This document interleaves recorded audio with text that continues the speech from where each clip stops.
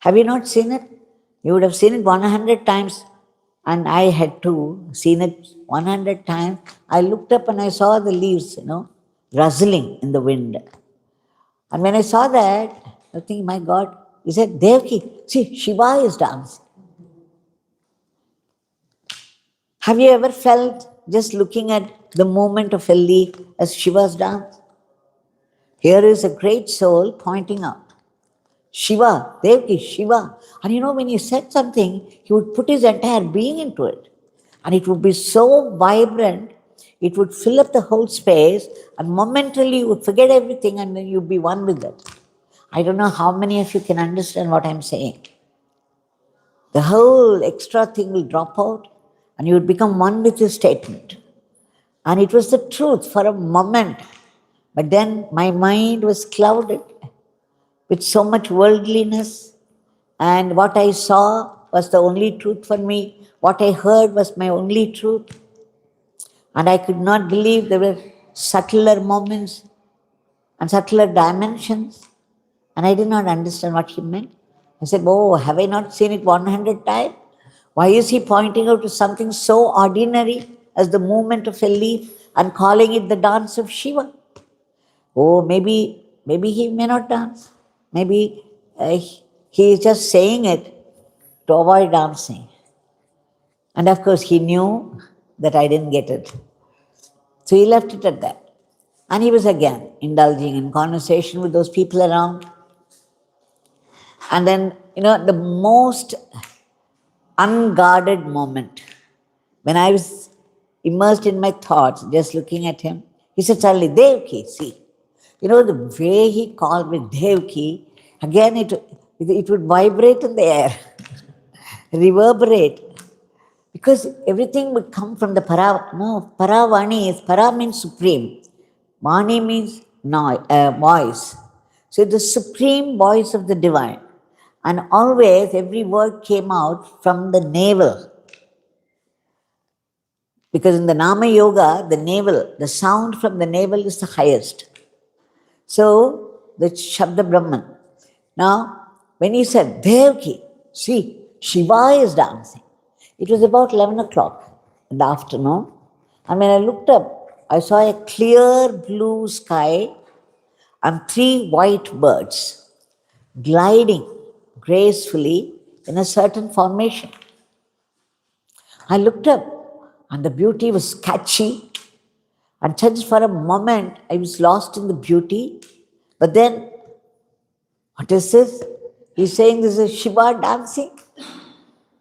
Of course, it was a rare event. I had not seen it so often as I had seen the movement of the leaves. So this was rare, and suddenly the thought of Ramakrishna jumped into my mind. Because when Ramakrishna was a small boy and he was crossing the fields, he would see something like this, and the immensity of the beauty of the scene would touch him so deeply in the self that he would become unconscious, he would fall down unconscious. Such was his experience, even as a boy. He was living in that state of consciousness.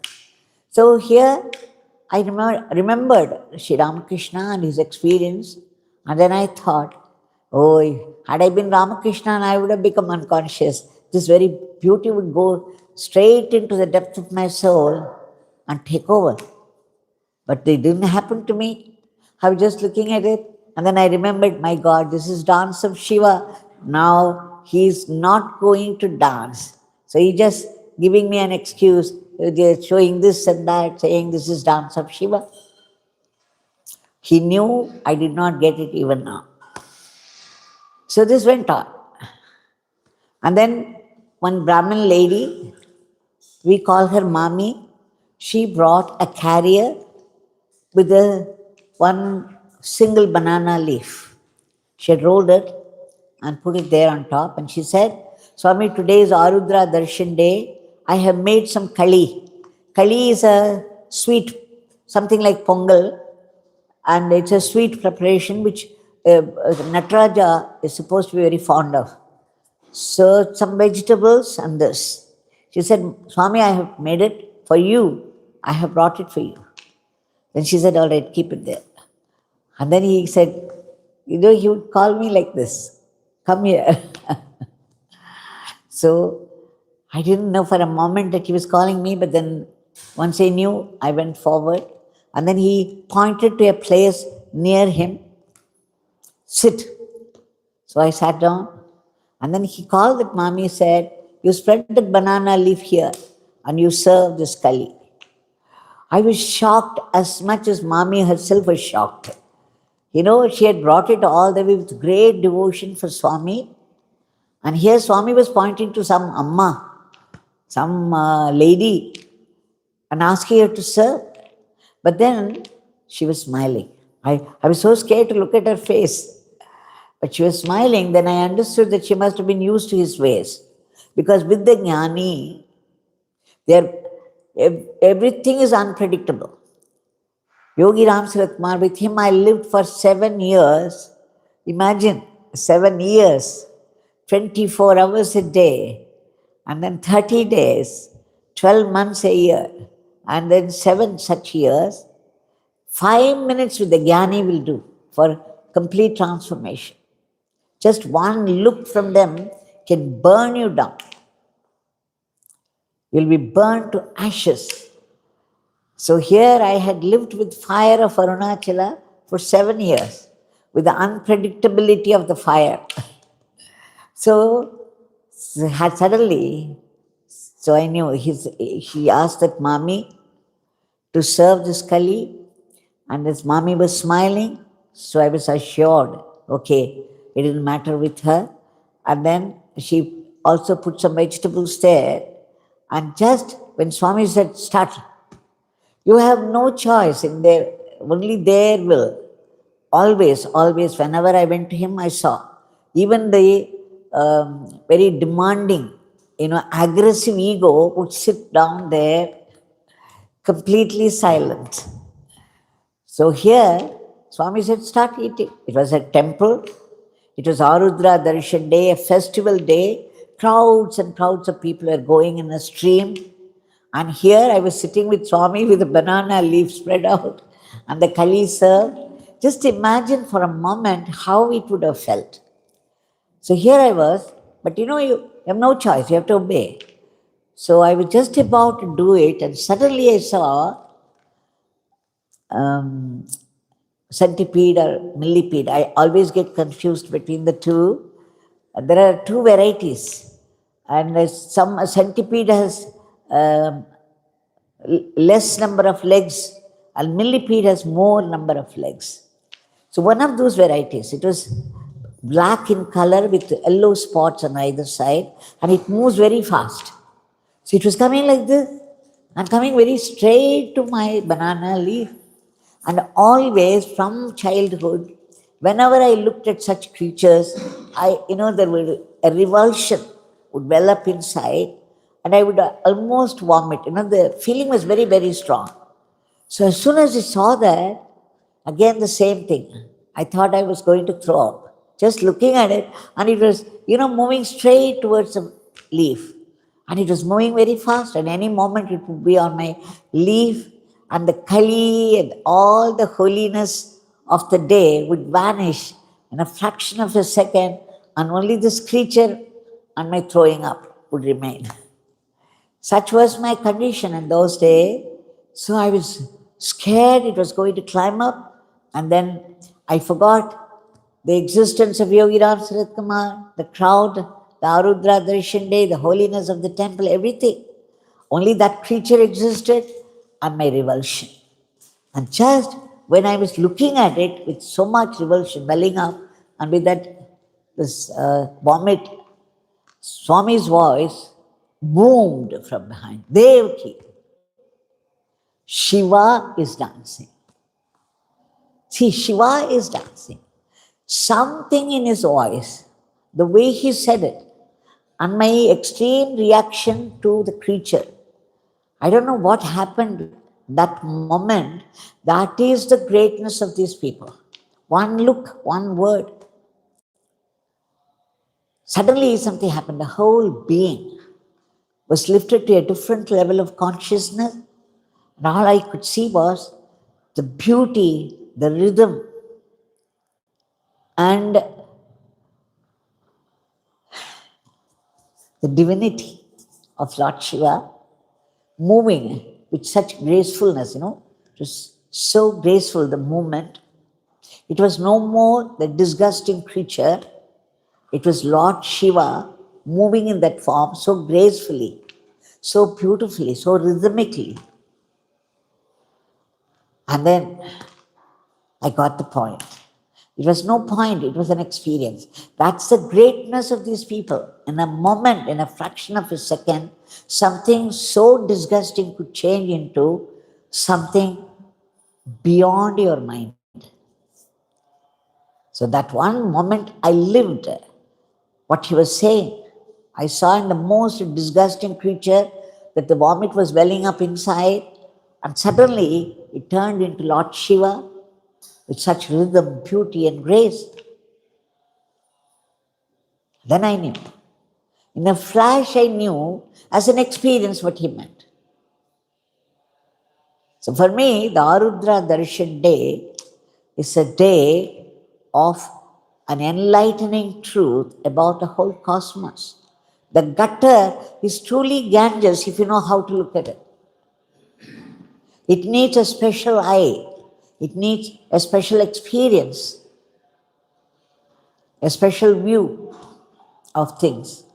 The gutter would still remain the gutter, but something about you has changed, that you have risen to the highest level of consciousness where you could see only the beauty, the rhythm, the divinity of life. So in that moment, I experienced the dance of Shiva, the most disgusting creature just moving out. And for a moment, I was completely lost in the experience. And then as quickly, I came down with a thud. And then when I saw it was moving away. But I knew it, and he knew that I knew it. And then he said, Devaki,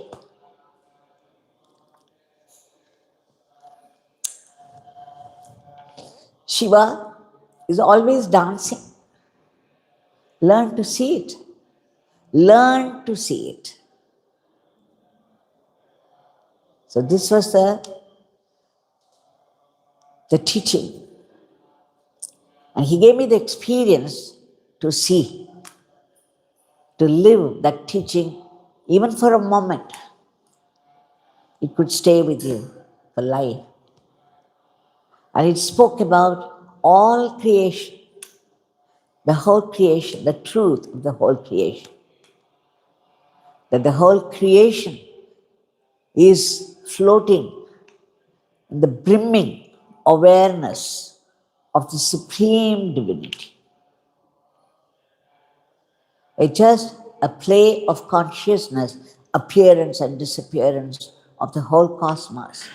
And behind it all is that one supreme truth of that infinite consciousness, that intelligent consciousness. Now, this consciousness, this supreme consciousness, is all knowing, all powerful, all pervasive, almighty consciousness is within us. And that is why we are conscious, we are intelligent. But it filters, the same God for his play has created this body and created the breath. And along with the breath, he has created the Maya ego. So when the supreme consciousness within us filters through the ego, it becomes our limited consciousness, limited intelligence. That's why you know only the immediate scene. You do not know what's happening beyond the wall. You do not know what's going to happen 1 hour from now, even 10 minutes from now. But you can see what is here, you can see the truth of it here. But this is only one level of truth. Behind it, there are several levels. So the ultimate level The ultimate truth about this is, this doesn't exist. Like when you dream, and in the dream, everything is so, so, so real. Your hunger is real. Your thirst is real. Your fear is real. Your anger is real. How do you know? Yesterday there was a huge snake in my cottage. I just opened the toilet and then I saw some 5.5 feet stretched out. Can you imagine? I just opened it very casually and then it was there. It's very thick and long one. Imagine the moment of shock. So here, what I am trying to say is that the divine inside has put this Maya, so because of which the fear is real. As soon as I saw it, the first thing is the shock. It can be the shock of fear, shock of anything, but it was there, the reaction. And then in a minute, it became a delight. And then I opened again and then saw it. For a moment, I even enjoyed its presence there, and then I closed it quietly so that it could be taken away and left in the forest. I'm saying, when you dream, this fear is very real, just as it is real now in this life. Suddenly, a snake walks in. How would you feel? Many of you would scream and just leave your seats. No? That's a common reaction. So this fear is very real in a dream, but the minute, and suppose it's hissing out, and then it's hitting you, you will scream in fear. And you wake up, you would still be trembling in fear, but you would realize there is no snake, no forest. You are very cozily settled in your bed, the safety of your room. See the difference? It's like this is a dream. It's a collective dream because it's not only my truth, it's everybody's truth here, that we are all gathered here and this is happening. This experience, a common experience for all of us. So it's a collective dream. This world is a collective dream. One day there will be awakening from this. That's called the state of Turiya. When you are awakened from this dream, you will see no world around. You will see no one like you. The individual self would die and be gone completely. And what remains is that pure, vibrant, living, gracious presence. It's the immediate expression of that is light. Brilliant. Waves of pulsating light.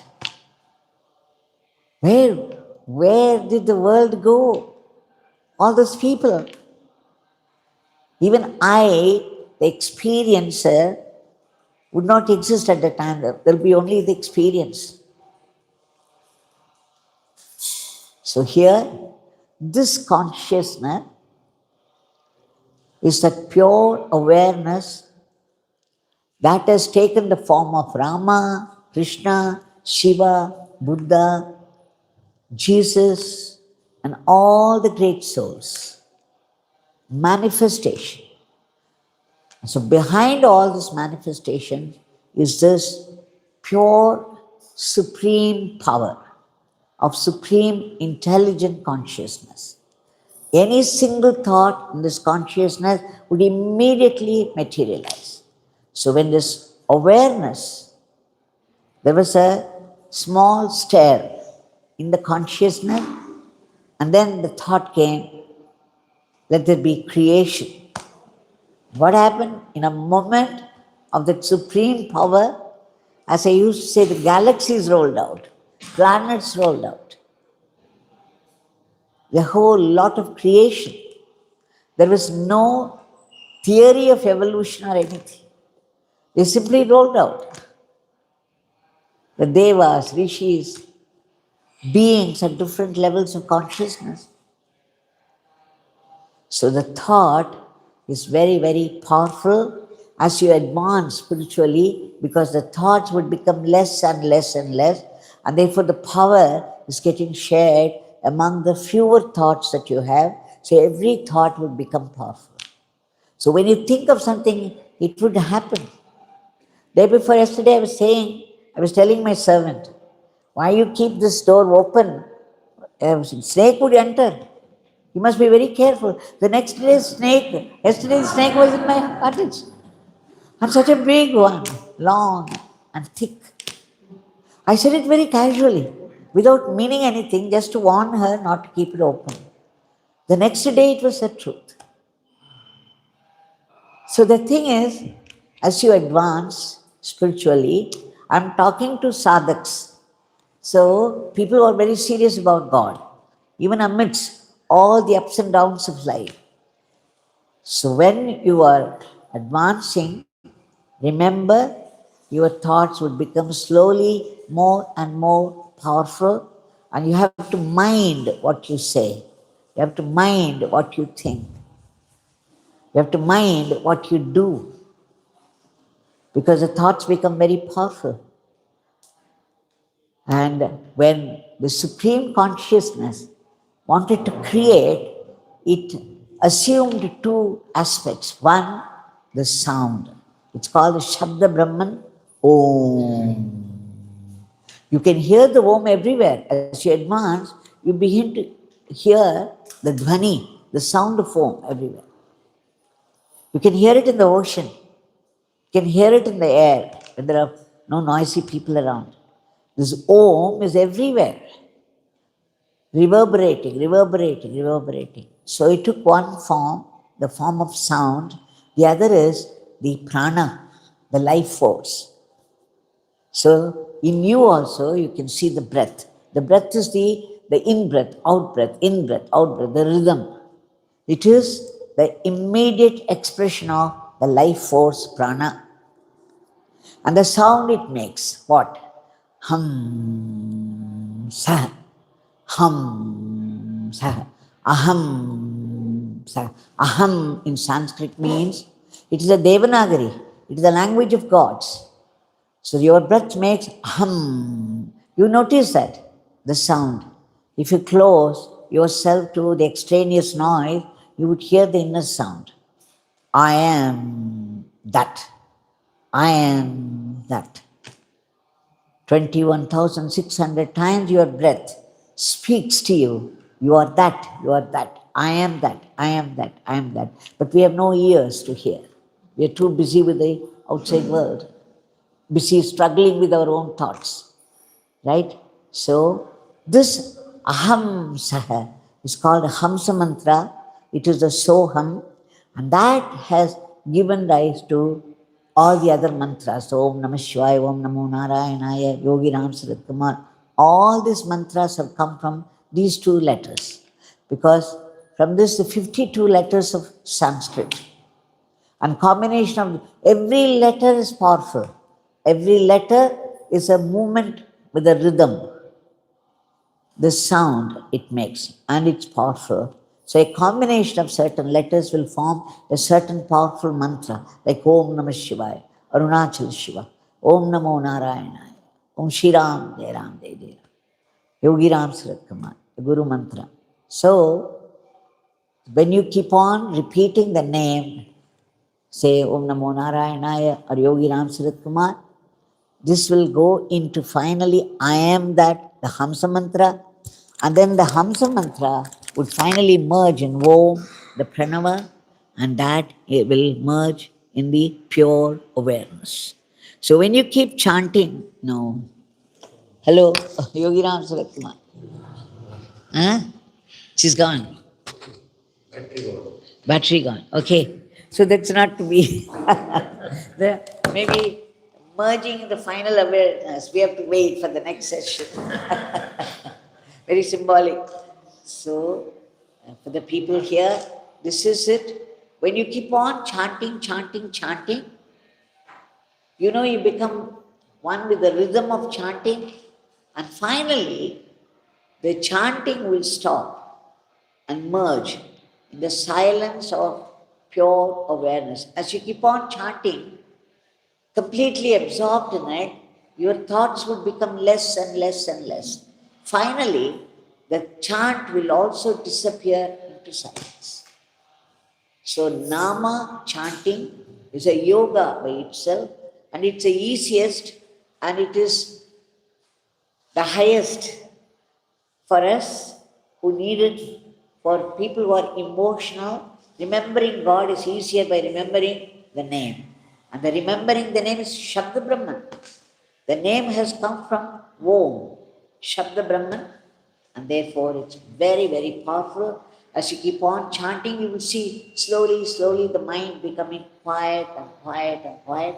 And finally, the Nama will also disappear. Yogi Ramsuratkumar often said, Vivek of making fun. Oh, you people can chant the name. This beggar cannot even chant the name. This beggar, you people are great. You can chant the name. This beggar tries so many times, he cannot chant the name. You're all great. You are my Guru. That's what he would say.